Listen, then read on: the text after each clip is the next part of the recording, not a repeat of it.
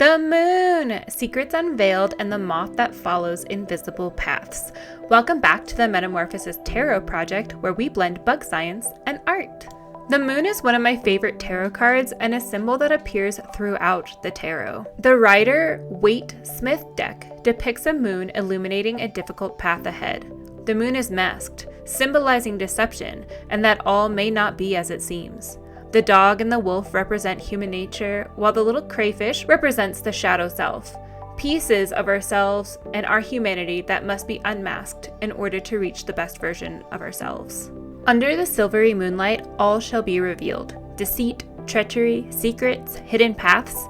Sometimes the moon illuminates things or parts of ourselves that we wish others not see or know.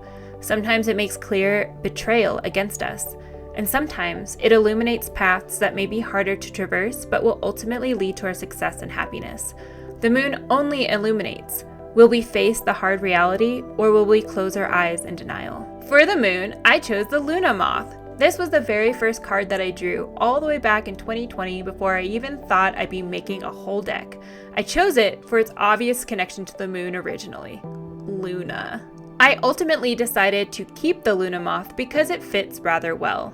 Like other large silkworm moths, the Luna Moth hatches from a cocoon without a mouth. During its short adult life, where it cannot eat, it'll search the night skies for a mate.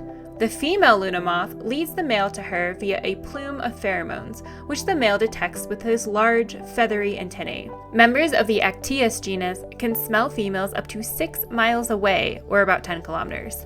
They'll follow this invisible trail until they reach the female. I must admit that this particular rendition of the Luna Moth isn't as accurate as some of my other insects that I've depicted in the tarot, and that's because instead of the eye spots, I really wanted to draw the phases of the moon on it because I liked it and thought it was fun. Just as the moon wears a mask, our little Luna Moth also has a little trick up its sleeve.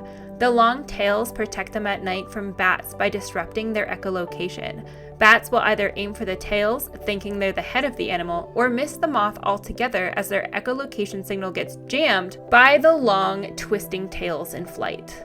And finally, here's a question for the naturalist. Has a truth that was hard to face come to light? What was it? And why was that truth so difficult to confront?